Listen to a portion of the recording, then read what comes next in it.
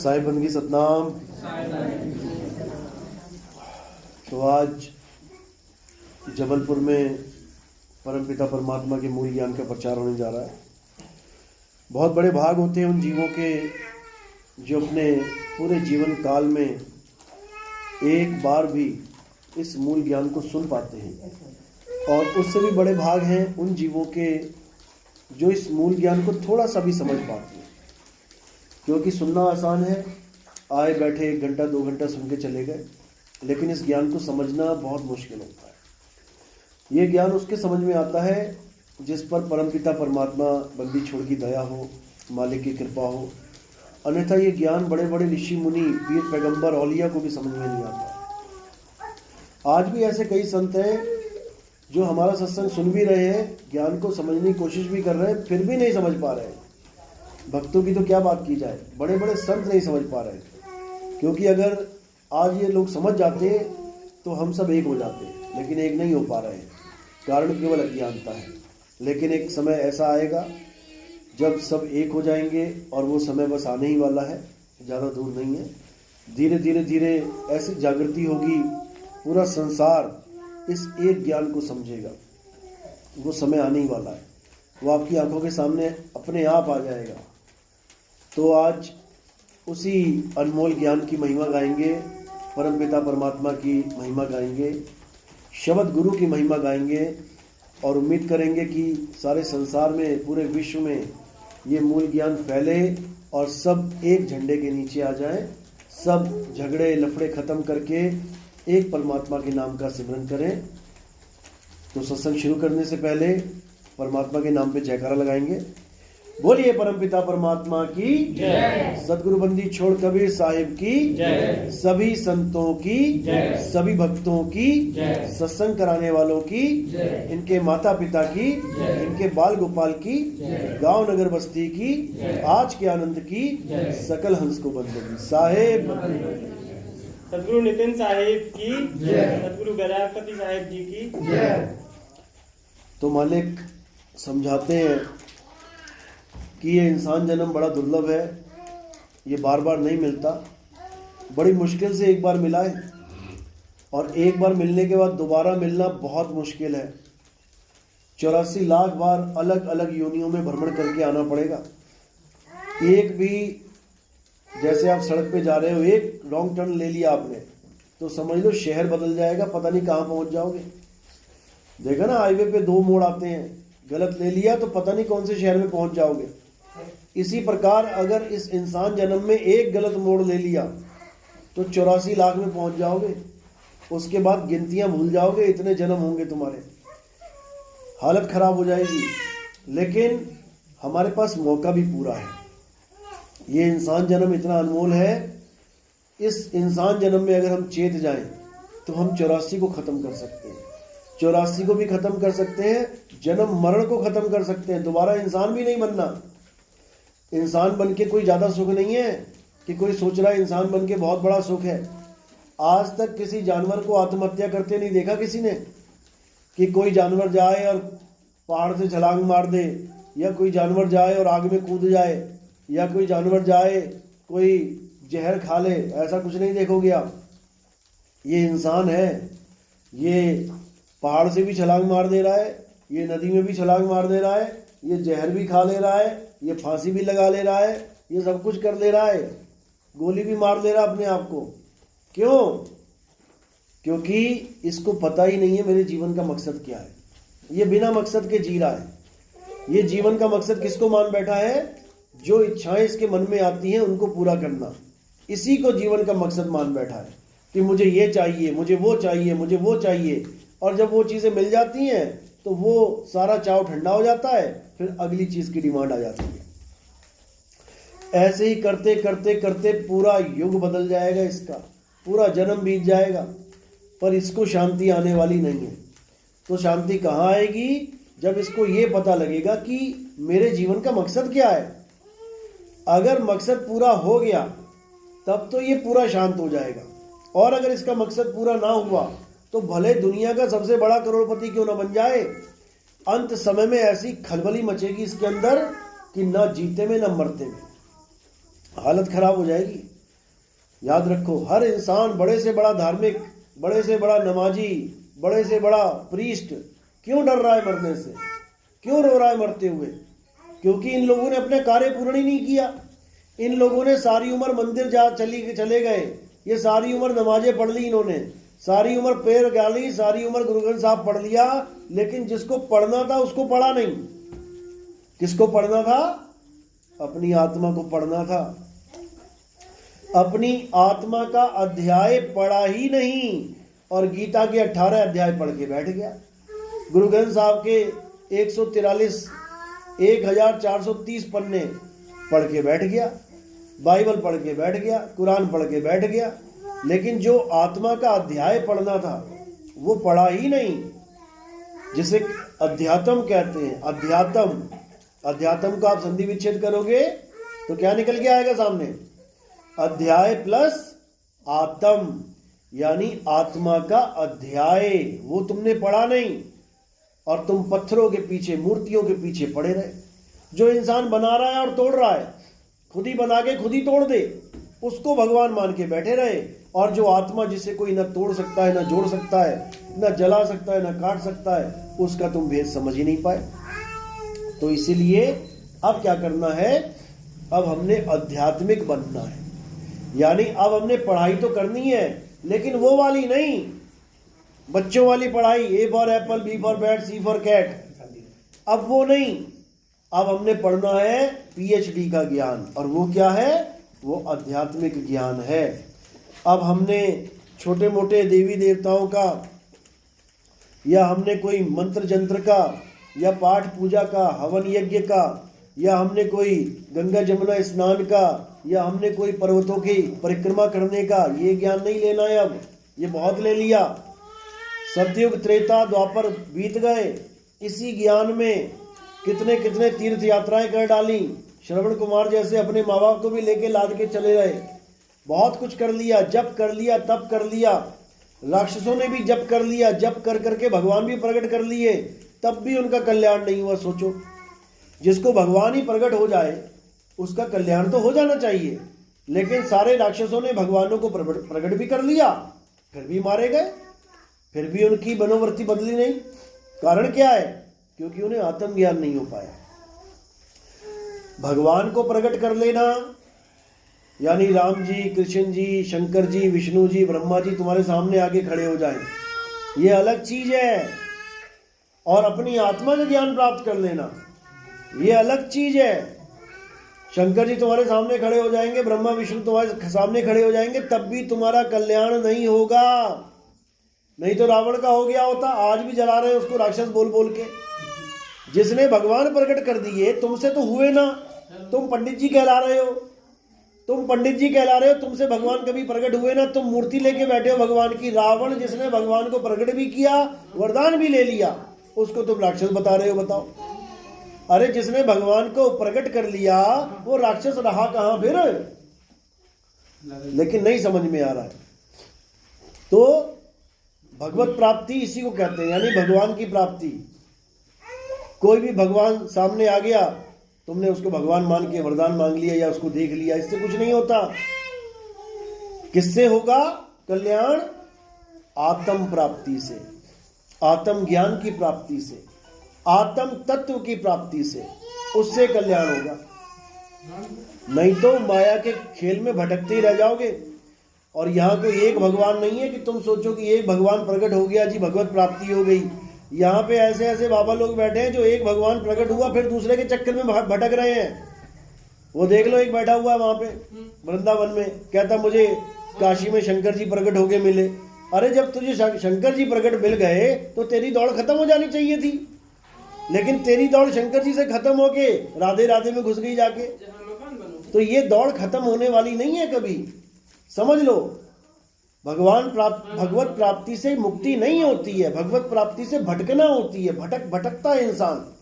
एक भगवान मिल गया फिर दूसरे की डिमांड करके बैठ जाएगा, दूसरा मिल गया तीसरे की डिमांड, ऐसे ही भटकता रहेगा जन्मों जन्म।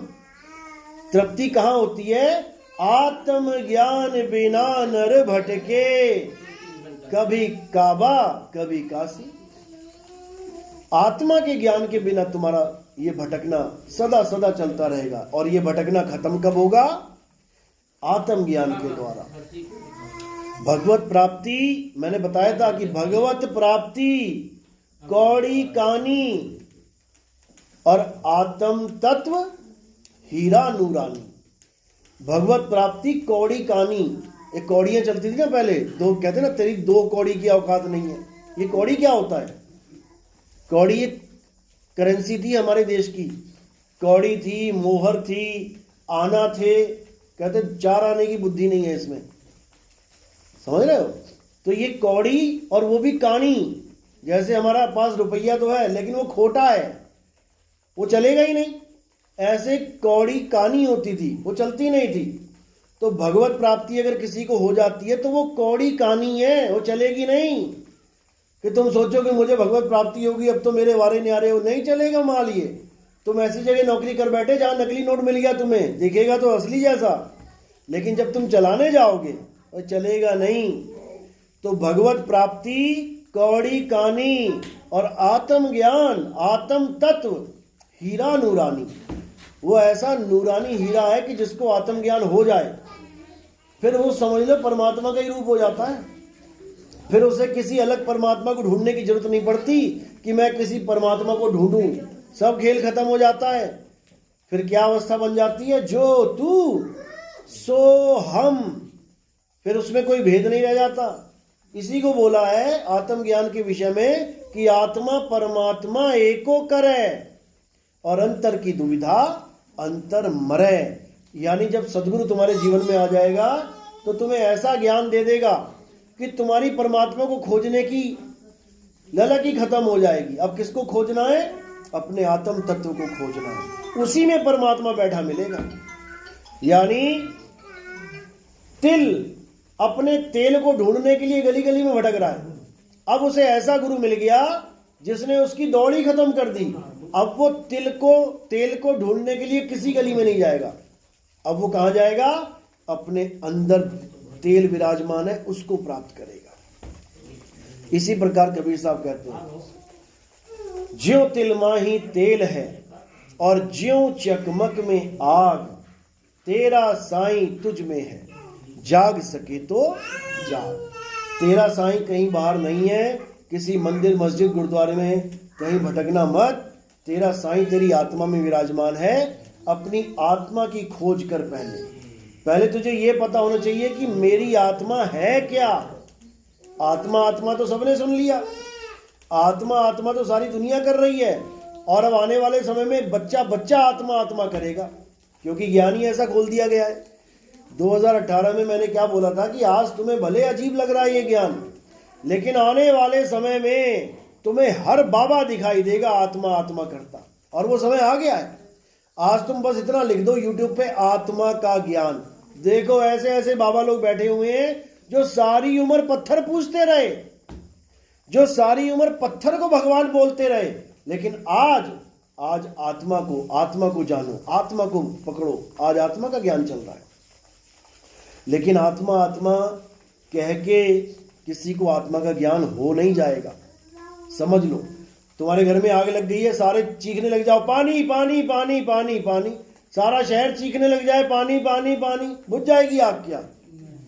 इतना ज्ञान तो हो गया कि पानी से आग बुझेगी, लेकिन पानी का अता पता नहीं है तो बुझेगी कैसे? इतना तो पता लग गया कि आत्म ज्ञान ही सर्वश्रेष्ठ ज्ञान है, लेकिन आत्म तत्व है क्या ये नहीं पता, तो ज्ञान होगा कैसे? तुम्हें पता है कि डूबने से बचने के लिए क्या चाहिए? हमें क्या चीज आनी चाहिए डूबने से बचने के लिए? तैरना। इतना ज्ञान सबको पता है। ता एक ही मात्रा, रा और ना में आका डंडा, तैरना, ये सबको पता है। लेकिन ज्ञान तो तब पता लगेगा ना जब सबको धक्का दे दिया जाए पानी में। और जब पानी में धक्का दे दोगे तो क्या करेंगे वो? तैरना तैरना तैरना तैरना, तो तैरना तैरना करके डूब जाएंगे। तैरना तैरना बोल बोल बोल के ही डूब जाएंगे। इसी प्रकार ये लोग आत्मा आत्मा आत्मा करते करते डूब जाएंगे, क्योंकि इनको आत्मा का नाम तो पता लग गया है लेकिन भेद नहीं पता। तो कबीर साहब क्या कह रहे हैं?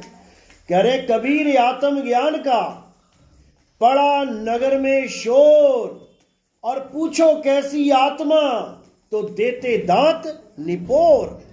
कबीर साहब कहते हैं तुम्हारे सामने एक से एक गुरु बन के बैठेंगे अभी लोग, और पूरा शहर, पूरा नगर आत्मा आत्मा आत्मा करता नजर आएगा तुम्हें। लेकिन याद रखना, ऐसे ही मत किसी को गुरु बना लेना। कहना कह रहे पूछो कैसी आत्मा, ये आत्मा होती कैसी है, ये सवाल अगर तुमने दाग दिया तो बड़े बड़े गुरु धराशायी हो जाएंगे। ये लाखों की गाड़ियों में घूमने वाले, हजारों लाखों की सिक्योरिटी वाले, ये सब धराशायी हो जाएंगे। एक के पास भी जवाब नहीं मिलेगा, क्योंकि इसका जवाब कोई दे ही नहीं सकता। इसका जवाब कौन दे सकता है? जिसको आत्मा का ज्ञान हो गया है, ये वही दे सकता है। करंट का झटका कैसा होता है ये तुम सपने में भी नहीं सोच सकते, जब तक तुम्हें करंट का झटका लग ना जाए।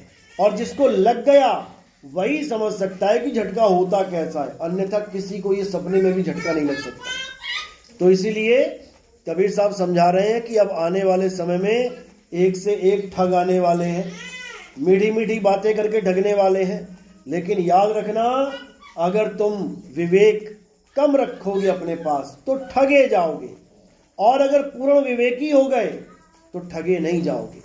इसलिए सबसे जरूरी क्या है? विवेक को जागृत रखना। साहिब समझा रहे हैं ना, मैं कहता हूं जागत रहियो और तू जाता है सोई रे, तेरा मेरा मनवा कैसे एक होई रे। अब ये वाणी सुना के एक साधु कहता कि असली कबीरपंथी वो होता है जो कभी सोता ही नहीं है। सुनने में आया कि वो बाबा आंखें खोल के सोता है, वो आंखें बंद ही नहीं करता। उसके चेले कहते हैं अरे हमने देखा गुरुजी को, हमारे गुरुजी आंखें खोल के सोते हैं। अरे आंखें खोल के सोते हैं तब भी सोया ही हुआ है, बताओ। इससे अच्छा तो पल के ऊपर से स्टिची करवा ले, स्टेपलर लगवा ले, खुली रहेंगी आंखें। मतलब ऐसा बेड़ा गर्क कर दिया इन लोगों ने समाज का, क्या बताया जाए। मैं कहता हूं जागृत रहियो, इसका मतलब क्या है कि जागृत रहना, विवेक के द्वारा जागृत, सो मत जाना कहीं। अगर विवेक कम हो गया तो समझ लो होश कम हो गया, और बेहोश हो गए तो कोई भी लूट के ले जाएगा। मैं कहता हूं जागृत रहियो और तू जाता है सोई रे, और तेरा मेरा मनवा कैसे एक होई रे। तू कहता कागज की लेखी और मैं कहता आंखों की देखी।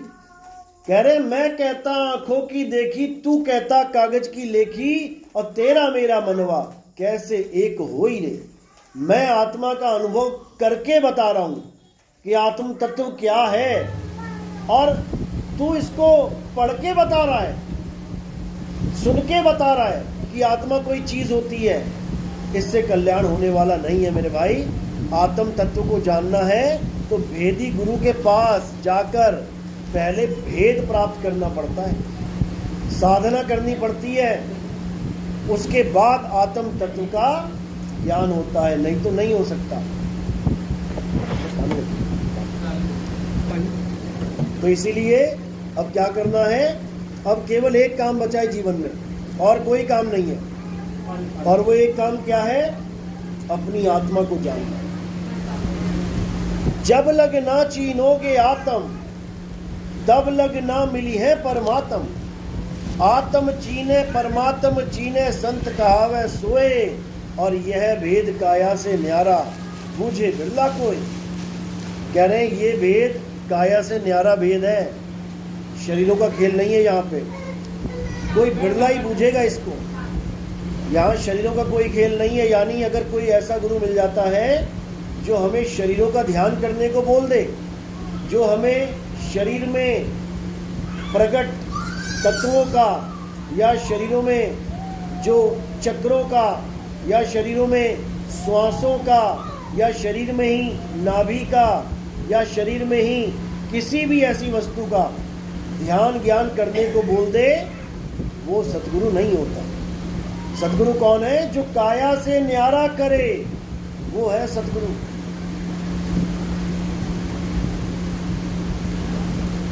तो कबीर साहब यही समझा रहे हैं कि देही को सतगुरु कहे, ये है धुंधर ज्ञान, और चार दाग आवे नहीं, और वाक को सतगुरु चाहे। लोगों ने सतगुरु एक इंसान बना डाला, लोग कहते हैं मेरा सतगुरु, मेरा सतगुरु, मेरा सतगुरु। लोगों ने हजारों सतगुरु बना डाले, जबकि सतगुरु कितने हैं? सतगुरु एक है।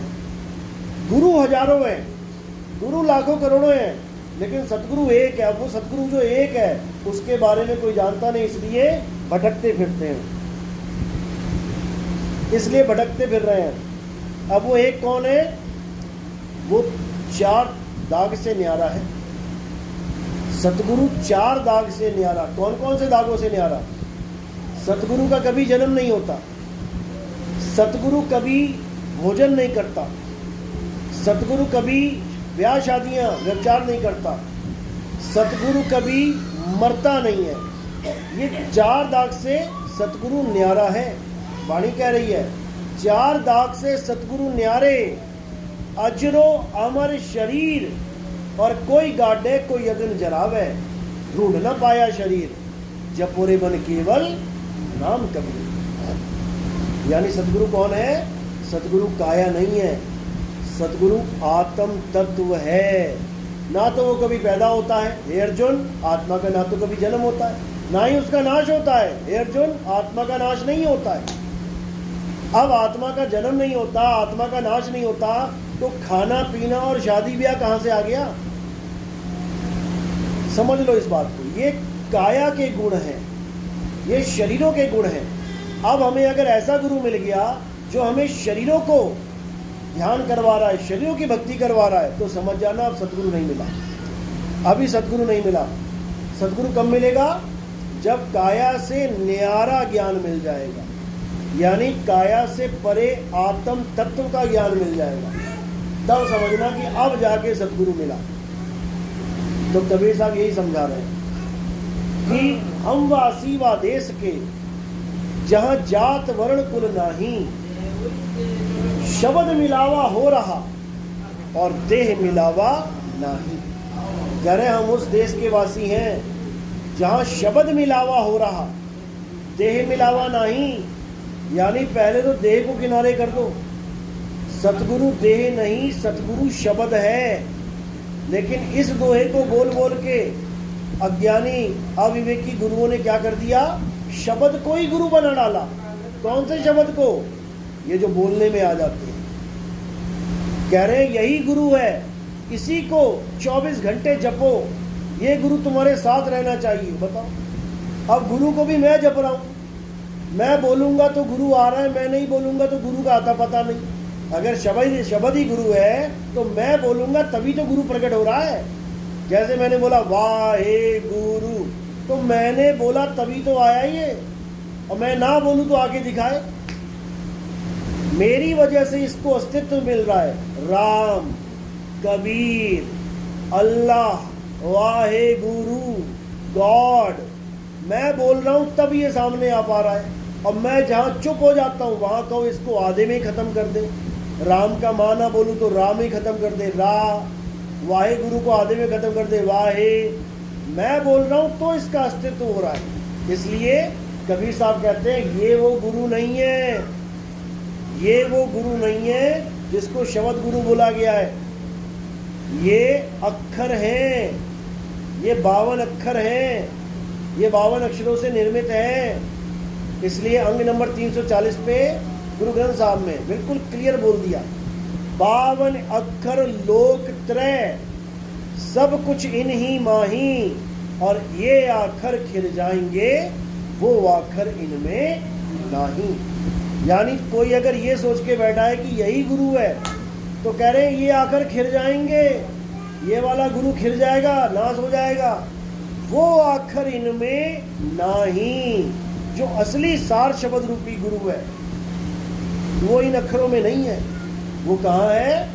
वो आत्म तत्व में विराजमान। तो कह रहे हैं आत्म में राम और राम में आत्म, चीनस गुरुमुख विचारे। जब गुरुमुख मिल जाएगा, विचार शक्ति बढ़ जाएगी, तो तुम्हें खुद समझ में आने लग जाएगा कि आत्मा में ही परमात्मा का वास है और सबकी आत्मा में विराजमान है वो। घट घट मेरा साइया सुनी सेज न कोय, और बलिहारी व घट की जिस घट प्रगट होए। कहते हैं बलिहार जाते हैं उस घट के जिसमें वो गुरु प्रकट हो जाए, तभी तो इस दुनिया में ज्ञान आएगा। अगर गुरु ही प्रकट नहीं हुआ तो ज्ञान कैसे आएगा? अगर एक मोमबत्ती नहीं जली तो बाकी कैसे जलेंगी? इसलिए कहते हैं बलिहारी व घट की, जिस घट प्रकट होए अब वो पूरे संसार में ज्ञान फैलाएगा। तो धीरे धीरे धीरे करके सारा संसार रोशन हो जाएगा, सब घट में मालिक का अस्तित्व उजागर हो जाएगा, सब राम दिखाई देने लग जाएंगे, आत्म तत्व दिखाई देने लग जाएगा, 5 तत्वों का खेल खत्म हो जाएगा। सामने जो आदमी खड़ा होगा तुम जान पाओगे कि वो है क्या, उसका स्वरूप क्या है। ये कान आंख नाक देख के नहीं पहचानोगे उसको तुम, ये तो मिट्टी है, मिट्टी में मिल जाएगा। हम उसको कैसे पहचानेंगे? आत्म तत्व के रूप में। और कब जान पाएंगे? जब हम खुद को जानेंगे, क्योंकि जैसा मैं हूँ वैसे ही तुम हो, जैसा वो है वैसे ही हम हैं। इसीलिए बोला तो ही मोही, मोही तो ही, अंतर कैसा? कोई अंतर नहीं है। अंतर किसका बना बैठे हैं? ये बाल खाल रंग रूप, ये नर नारी बच्चा बूढ़ा जवान, ये अवस्थाएं हैं इस मिट्टी की, प्रकृति की। इसको हम अपना स्वरूप मान बैठे हैं और एक दूसरे से भिन्न हो गए हैं। लेकिन जब हम ये जान लेंगे कि मटके तो बहुत सारे हैं लेकिन पानी सब में एक है, तो हमारे सारे भेदभाव खत्म हो जाएंगे। कौन हिंदू, कौन मुस्लिम, कौन सिख, कौन ईसाई, कोई भेद ही नहीं रहेगा। कौन ऊंची जात, कौन छोटी जात, कौन बड़ी जात, कोई ब्राह्मण, कोई शूद्र, कोई वैश्य, राजपूत, ये भेद ही नहीं रहेगा। अब सब राम ही हो जाएंगे। तुझ में राम, मुझ में राम, सब में राम समाया, और सबसे कर लो प्रेम।